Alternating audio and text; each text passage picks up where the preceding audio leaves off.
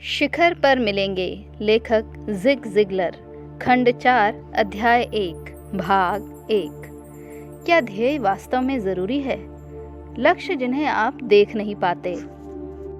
बहुत से लोगों के कान में हावर्ड हिल का नाम सुनते ही घंटियां बजने लगती हैं।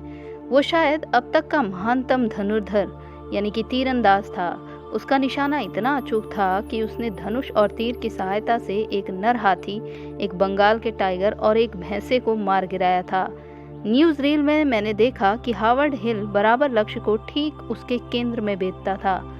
वो पहला तीर लक्ष्य के केंद्र पर भेजकर अगले तीर से उसे छितरा देता था। अब मेरे अगले कथन से आपकी भौहें लगभग 6 इंच ऊपर चढ़ जाएंगी। यदि आपका स्वास्थ्य ठीक है तो आप हावर्ड हिल को उसके सर्वश्रेष्ठ दिन भी निशानेबाजी में हरा सकते थे। आप लक्ष्य को हावर्ड हिल के मुकाबले अधिक अटलता से भेद सकते हो और हो सकता है कि आपने बच्चों वाले धनुष बाण के अतिरिक्त कभी कुछ चलाया भी ना हो। स्पष्ट है कि इसके लिए हावर्ड हिल की आंखों पर पट्टी बांधकर उसे 1-2 बार घुमाना जरूरी होता। फिर मैं गारंटी दे सकता हूँ कि आप उसकी अपेक्षा अधिक अटलता से लक्ष्य भेद पाते। मुझे आशा है आप सोच रहे होंगे कि ये समानता बेतुकी है और आप कहेंगे जाहिर है मैं लक्ष्य भेद देता। कोई आदमी लक्ष्य को देखे बिना कैसे भेद सकता है? ये अच्छा प्रश्न है।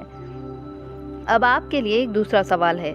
यदि हावर्ड हिल लक्ष्य को देखे बिना उसे नहीं भेद पाया तो आप कोई लक्ष्य रखे बिना उसे कैसे भेद सकते हैं?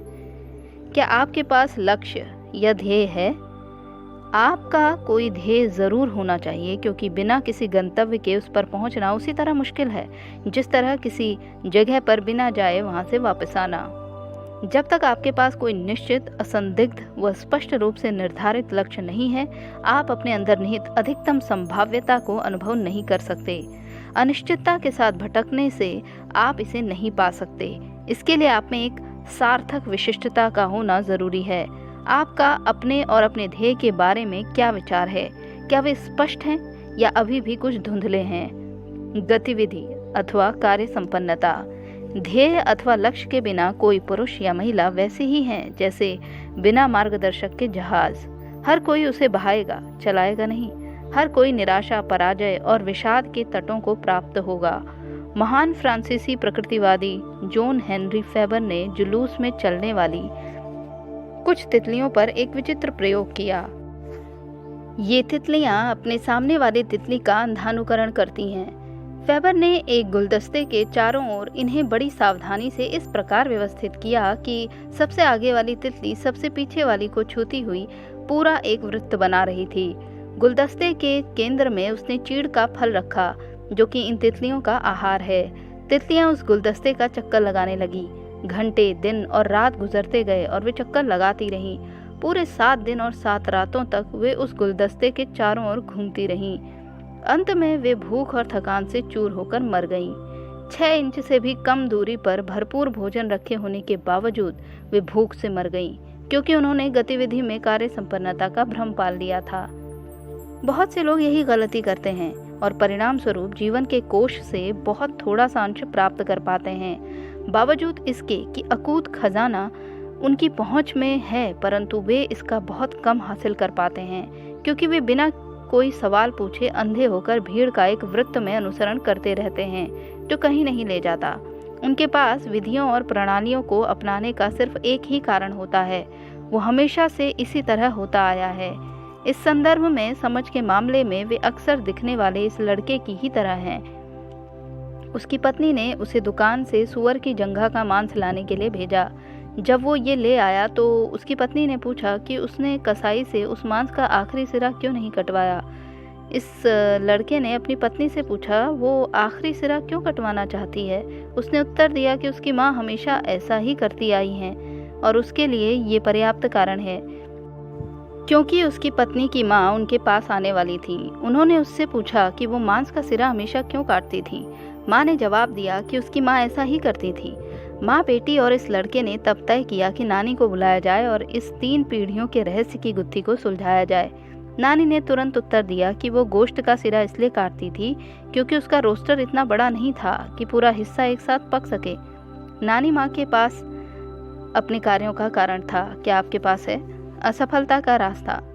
क्या अधिकांश व्यक्तियों के पास ध्येय होते हैं? जाहिर तौर पर नहीं। आप किसी भी सड़क पर चलते सैकड़ों नौजवानों को रोककर उनमें से हर एक से पूछ सकते हैं, आप जो कर रहे हैं उससे भविष्य में आपको निश्चित रूप से असफलता मिलेगी। प्रारंभिक आघात से उबरकर हर कोई शायद कहेगा, आपका कहने का अभिप्राय क्या है? मैं अपनी असफलता को सुनिश्चित करने के लिए क्या कर रहा हूँ? मैं सफलता के लिए काम कर रहा हूँ। दुख की बात यह है कि उनमें से अधिकांश सोचते हैं कि वे सफलता के लिए ही काम कर रहे हैं। लगभग हर कोई यही मानता है कि सफलता उसे मिल जाती है, परंतु दैव योग उसके विपरीत है। मैं इस बात को जोर देकर कहता हूँ क्योंकि यदि हम उन 100 नवयुवकों का अनुसरण करें तो 65 वर्ष की आयु तक उनमें से केवल 5 को आर्थिक सुरक्षा उपलब्ध हुई होगी और केवल 1 धनवान हुआ होगा। दैव योग लास वेगास की तुलना में तो बेहतर ही होगा। मैं ये मानने के लिए तैयार नहीं हूँ कि असफलता अवसर की कमी के कारण मिलती है, क्योंकि अमेरिका में बहुत से अद्भुत अवसर उपलब्ध हैं। उदाहरण के तौर पर कई वर्षों पहले जॉर्जिया में अटलांटा की फेडरल जेल से एक धनवान कैदी को रिहा किया गया। उसमें स्थायी तौर पर अलंकार स्वरूप एक हारे हुए व्यक्ति के भाव थे।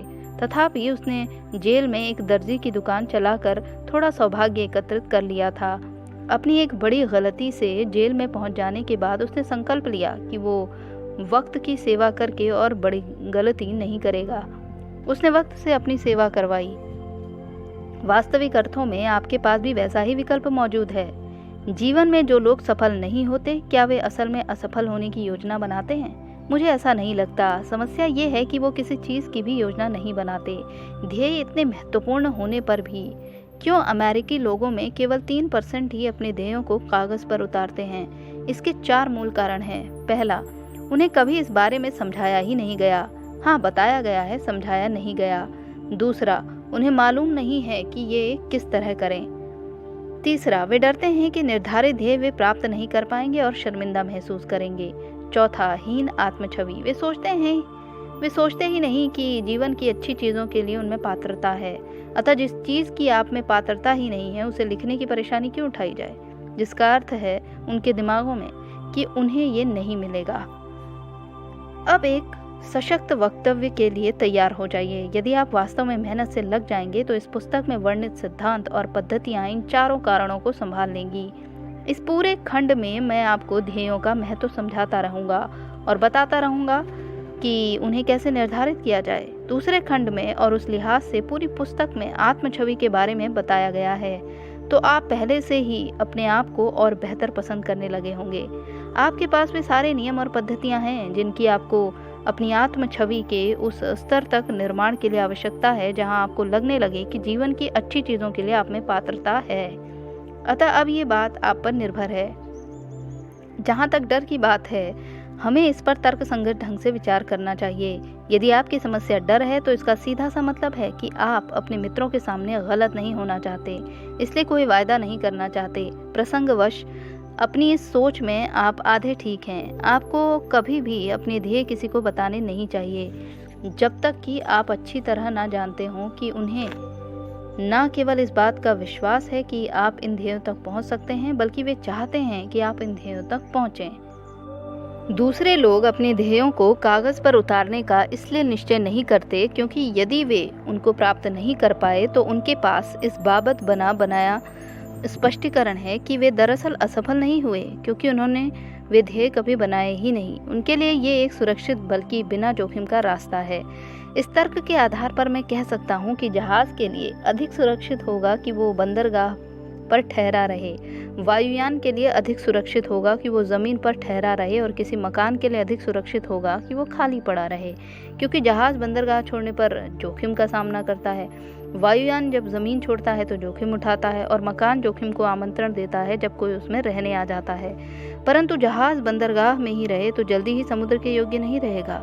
वायुयान ज़मीन पर ही रहे तो जल्दी जंग खा जाएगा, और मकान खाली पड़े रहने पर और जल्दी खराब होगा। हाँ, ध्येय निर्धारित करने में खतरा है, परंतु जोखिम उस समय कई गुना है जब आप ध्येय निर्धारित नहीं करते हैं। कारण सरल है, जैसे जहाज समुद्र में चलने के लिए, वायुयान उड़ने के लिए और मकान रहने के लिए बने हैं, उसी प्रकार मनुष्य की रचना भी किसी उद्देश्य के लिए ही हुई है। आपका यहाँ पर होने का कोई कारण है। वो उद्देश्य आप में हर उस चीज़ को बाहर निकालना है जो मानवीय तौर पर संभव है, ताकि आप मानव जाति के लिए अपना अंशदान कर सकें। ध्येय आपको अपने लिए और दूसरों के लिए भी और अधिक कर पाने के योग्य बनाते हैं, क्योंकि पहला और बिल्कुल स्पष्ट कदम आपको अभी आपके ध्येयों के महत्व के बारे में बताना है। मैं एकदम वही करने जा रहा हूँ। हर दृष्टि से मैं सोचता हूँ कि मुझे ये चेतावनी दे देनी चाहिए कि स्पष्ट रूप से ध्येयों के महत्व में आपकी रुचि है, अन्यथा आप इस पुस्तक को पढ़ते हुए यहाँ तक नहीं पहुँचते। आइए कल हर दिन एका पुल को चलें। मान लो आपका कोई पुराना और सम्मानित मित्र आपको फ़ोन करे और उत्साह से कहे, दोस्त मेरे पास आपके लिए एक अच्छी खबर है, आप हमारे ग्रुप के साथ एका पुलको के 3 दिन के दौरे पर चल सकते हैं और इसके लिए आपको कुछ भी खर्च नहीं करना पड़ेगा। हम कल सुबह 8 बजे चलेंगे और हमारे पास 2 और व्यक्तियों की जगह है। बॉस हमें अपने प्राइवेट जेट से ले चलेंगे और हम ठीक समुद्र किनारे स्थित उसके बंगले में ठहरेंगे। आपकी पहली प्रतिक्रिया शायद हो, ये बहुत ही अच्छा रहेगा, परंतु मेरे पास बहुत काम है, मुझे नहीं लगता कि मैं किसी तरह तैयार हो पाऊंगा और कहीं जाने से पहले जिन चीज़ों को मुझे करना है उन्हें कर पाऊंगा। आपके जवाब देने से पहले ही आपकी प्रिय पत्नी आपको बताती है कि उसके मन में एक विचार आ रहा है और आपको सुझाव देती है कि अपने मित्र से कहें कि इस बारे में कुछ मिनटों बाद आप उनसे बात करेंगे। अब उन मिनटों में आप और आपकी पत्नी इस बारे में सोचना और योजना बनाना शुरू कर देते हैं। पहले आप पूछते हैं क्या क्या करना है। आप एक पेन और कागज़ निकाल लेते हैं और उन चीज़ों को जिन्हें आपको करना ज़रूरी है लिखना शुरू कर देते हैं। फिर आप उन्हें उनके महत्व के अनुसार क्रम देते हैं। अंततः जिम्मेदारियों को दूसरों को सौंप देते हैं। तब आप अपने मित्र को फ़ोन करते हैं और कहते हैं, दोस्त मैं अपने निर्धारित कार्यक्रमों की सूची देख रहा था और हम उस दौरे पर आखिरकार चल सकते हैं। मैं गारंटी के साथ कह सकता हूँ कि आप अगले 24 घंटों में सामान्य तौर पर कई दिनों में किए जाने वाले काम से ज़्यादा काम करेंगे, है ना? क्योंकि आपको उस सवाल के लिए हाँ कहना पड़ा। अब मैं आपसे दूसरा सवाल पूछता हूँ, आप हर रोज़ कल एका पुल को चलें क्यों नहीं करते? अगले 3 दिनों में जो चीज़ें आपको करनी है उनकी सूची क्यों नहीं बनाते? फिर ऐसे काम करें मानो आपके पास 3 दिन के काम के लिए एक ही दिन है।